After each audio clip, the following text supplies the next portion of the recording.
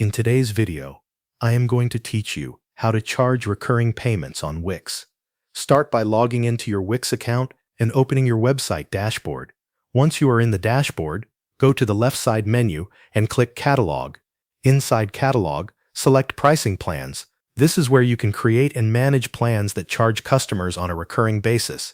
Next, click Create a Pricing Plan.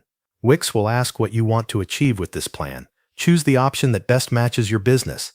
You might select Offer Services, Sell Event Access, Build a Community, Monetize Content, Sell Product Subscriptions, Get Sponsors, or Collect Payments. After that, enter a description of the recurring plan you want to create. You can also choose one of the suggested templates if one fits your needs. Then click Generate to let Wix build the plan for you.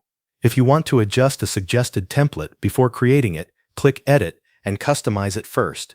Once the plan is generated, review the setup carefully. Configure the recurring billing cycle, set the price, choose the renewal settings, and add any benefits that are included with the plan. Make sure everything matches the offer you want to sell to your customers. When the plan details are ready, click Save Plan. This stores your recurring pricing plan in Wix so it can be connected to your site. Now open your website in the Wix editor.